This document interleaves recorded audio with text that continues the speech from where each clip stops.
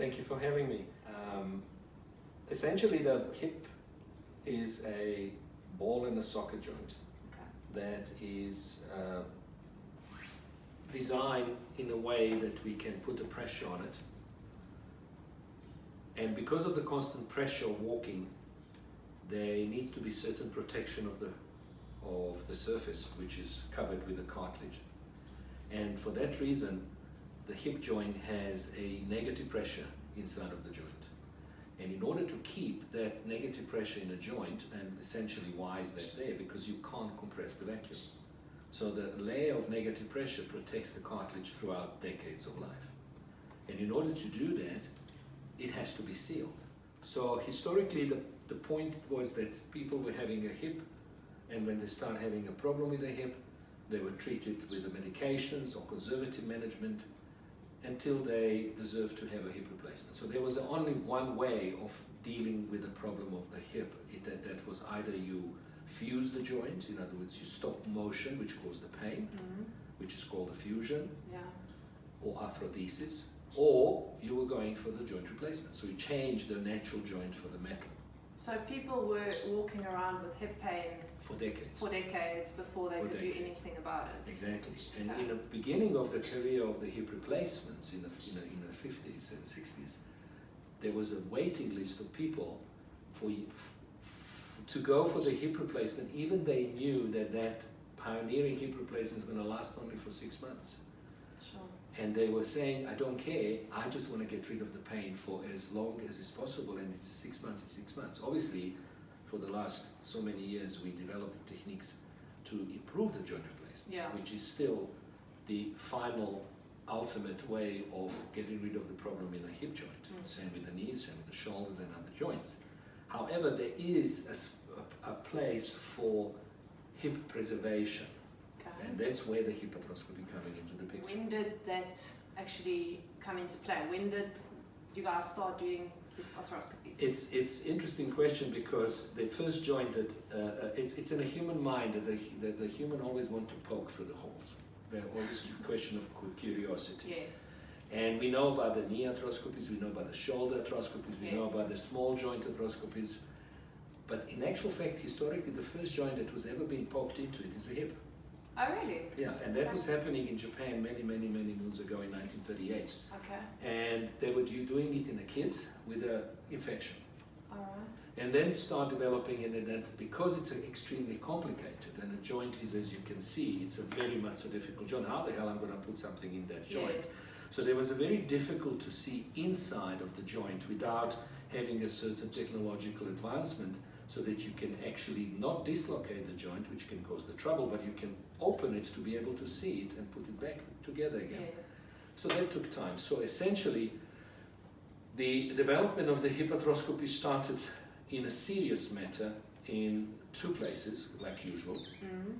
One was a Professor Glick in the United States, and the one was Dr. Ricky Villa in the UK in the 70s. And then it developed through 90s with Dr. Thomas Bird and Mark Philippon and other guys that they're doing it to these days. So essentially, the exponential growth of hip arthroscopy started only in the first decade of the 21st century, and basically resulted in development of or establishment of a hip arthroscopy society, which was established in 2008. From that moment onwards, the hip arthroscopy procedure exponentially grew to be his fastest growing surgical procedure in the world at this stage. Back to anatomy. So what is happening is you have to have a seal that is going to keep the joint together, and that seal, that seal is basically a labrum. Now the labrum in Latin means lip, and I'm explaining to my patient, it's just imagine that you put a notch in your mouth. Your lip is going to seal the notch. Yes. And that's what keeps the negative pressure inside. Okay. Now, if you damage that lip, you're going to lose that negative pressure. Yes. And that lip is going to be painful. The same way like it's a meniscus painful in a knee, or it's a labrum painful in a shoulder with dislocated shoulder when the labrum gets damaged. The principle of hip arthroscopy is preservation. We're trying to preserve the joint to last as long as possible and to avoid any further surgery, hence hip replacement. Is that possible? Time will tell, because we need 20, 30, 40 years follow-ups to see what's going to happen with the patients that we did the hip arthroscopy on. But in the meantime, those patients can have a normal or close to normal life. What it means is they don't have a pain, they can go back to sports, they can have a normal activities, and we can decrease the chances for those people to have need for hip replacement later. We're talking about alignment of the hip. We have two problems, and again, in analogy, you can have a bump on a door, or you can have a bump on a frame. Yes. Either or, the door and the frame are not going to fix and fit together, and it's touching it for chronic time, years, and repetition, 1,000 times a day, it's going to cause the trouble. Yes. And what you're talking about now is the FAI, hey? That's femoral acetabular impingement. So you have a femur, you have acetabulum, Yes. you have a ball, you have a socket, and they're impinging. Yes. And why are they impinging? Because they are not in a perfect alignment. So what is happening is, if you're having a normal ball and you're having a piece of bone that's going to stick to it, Yes. like having a bump on a door, Yes. it's going to hit the frame. Yeah. If you take that bone away, it's going to be able to move. In that process of impingement, the first thing that gets damaged is always the softest part, Yeah. which is the labrum. And when the labrum gets broken, people feel pain. Yes. And I explain to my patient is, imagine that you have a broken nail. If you break the nail in the periphery, you don't know about it. Yeah. Catch here and there, you feel click, you feel this Yeah. in comparison to the hip. But once when you reach the nerves, That's when you feel. brain starts understanding the pain. And that's why the patient comes to me. So that process, when the patient came to me, is already a couple of years old. Yeah. But it took time for connection between the hip and the brain via pain signal. Yeah. And then the patient comes in and says, I can't move my leg, I have a lack of range, I can't do this, I can't do that. Does the FAI and the labrum tear always go together? Do you have to have an FAI to have a labrum tear, or can you tear your labrum in another way? According to the literature and meta-analysis that was done many times, 85% of all the FAIs are combined problems. So what it means, you can have a bump on a femur and you can have a bump on a socket. Yeah.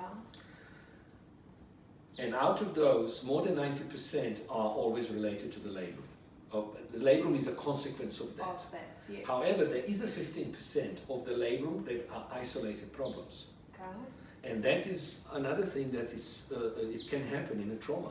Yes. Number one, it can happen in a excessive range of motion exercises or sports or activities, hence ballet dancers, gymnasts, contortionists. Yeah. So you have that group that specifically can cause the labrum damage without actually having a perfect alignment. Yeah, because they have excessive movement of their joints, Exactly. right? Yes. And then add to that a possibility of hypermobility, Yes. like you have. Yes. So that is an then additional risk factor of that, by the way. Just you are one of the patients. So this is another problem. And then taking to that kind of a combination in that Lego, if you want, building the whole story, you have a people that can have a constructional defects, like for example, shallow hip, which we're calling the dysplasia. Yes. So all of those things can cause the trouble with the soft tissue. And if we sort out the soft tissue, those people can have an easier life for a while. Yeah. Is that going to prevent hip replacement in the future? Unfortunately, nobody can give that answer. Yeah. But the idea is to make the person happy and functional. Yeah. And what the future is going to bring. We don't know. It's like marriage, Yeah. you never know. Tell me, can people with a labrum tear or with an FAI go without the surgery? Number one, the study was done in a world when they were doing MRIs, or they were picking up the MRIs of people that came to the hospital for any other reason. Okay. So they were looking into the hips in the people that are completely asymptomatic hip-wise. 75% of those people had at least one pathological sign in the hip. Okay. So the bottom line is, I don't treat pictures. I treat people. So you can have, and obviously specifically over the age of 40, because everything depends on mileage and unfortunately age, you can have certain pathology in your hip, but it doesn't necessarily mean that you need the surgery. Yes. You need to have symptoms to deserve the operation. So that's the first part. The second part is that you have two options. You have options when you come to my office as a patient, you have options to adjust your hip to your life, hence you seek my help. Or you can adjust your life to your hip. You can go home and knit instead of playing volleyball. And you're going to have less pain. And that is the biggest problem with my relationship with the pros, with the athletes, because as soon as they stop whatever they do, pain goes away. Yeah, they feel better. And then they go back to conservative management, and they do go back to this, and they go back to that, and season comes in. As soon as they go back to the level 1 training program, pain starts again. And they are, as a pros, useless, can be treated conservatively. About 5 years ago in UK, they started 2 studies, and they published last year in Lancet, the first 2 years of that study, when they did a first time in a history that they did a clinical double-blind study, which is essentially, in theory, impossible. So what they did is they asked the volunteers who had a hip problem and tell them, you, for example, okay, ma'am, you have a problem, you have a labrum problem, but we would like to do the study, and we would like to offer you conservative treatment. And we're going to compare you as a group of 300 people with a group of 300 people who will have a surgery. And we're going to see what are you doing and who is doing better. Yeah. So that was done, and after 2 years, it showed without any doubt that a conservative management is worse.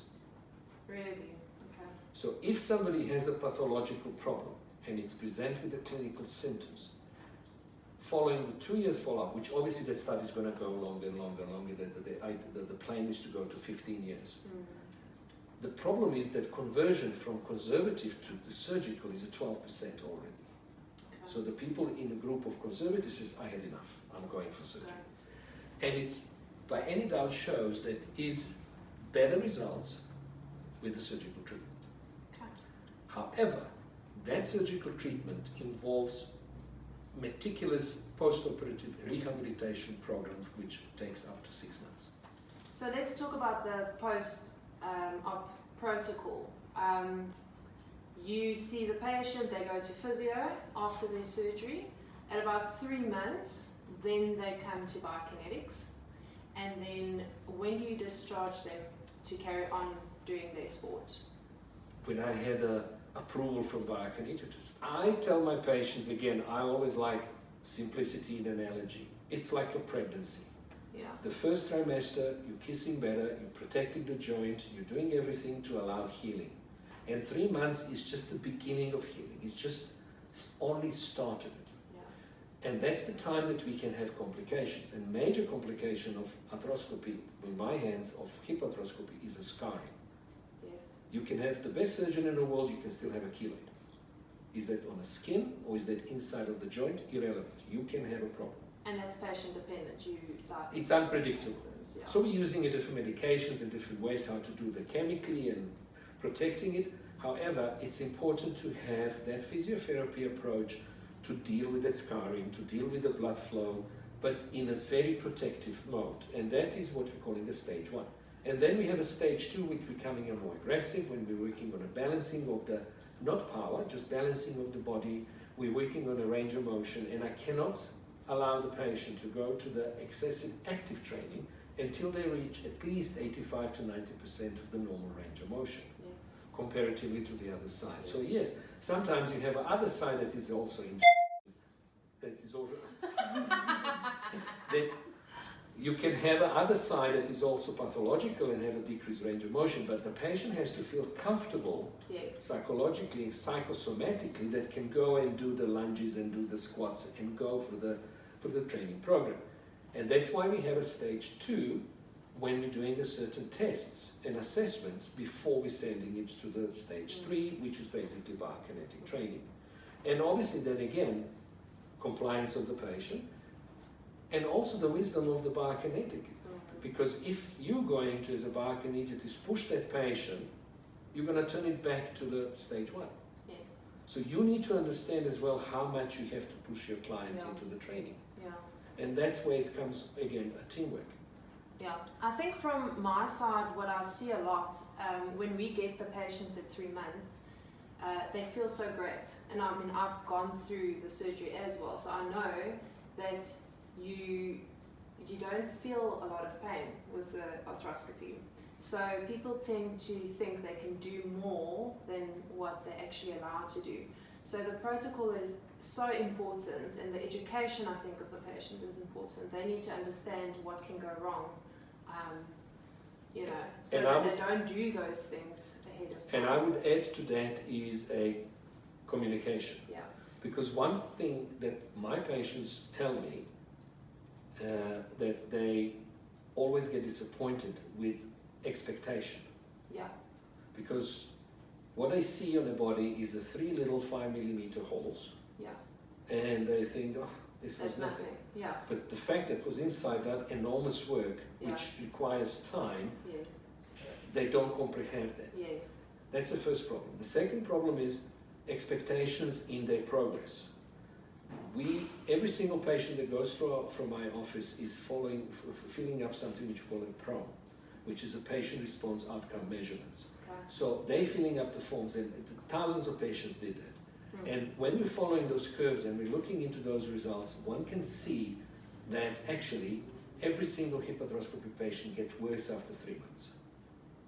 And the reason why is because they get out of coma or protective mode of stage 1 and 2 into the active mode in stage 3, and they need to get through that part gradually. And that's where your understanding of the problem is extremely important. And that's why I like you as a bio, because not you're a good bio, is because you are patient. So you have more insight into it than somebody else who's going to push and push and push and push. Well, I've learned for myself, haven't I? I mean, I went back to training 2 months after my surgery because I was one of those patients that felt great. And I thought, I can do this. And then I had complications. So, yeah, I do think I have that understanding that you need to be patient and you need to educate the patient that, it's still going to take some time. And one important thing for your patients, because that is mainly for the patients, is to understand that in my practice, in our group, which you're part of it, we have what I call a satellite units. So if I get patients sent to me by person A, and if I'm requesting assessment by person B, that doesn't necessarily mean that I'm taking patient from there. Yes. It's a question of education, and it's a question of proper objective assessment. Where the training is happening, it's irrelevant as long as the training is done according to the protocol. And that's coming back to communication. Yeah. Everybody has to be on the line in communication.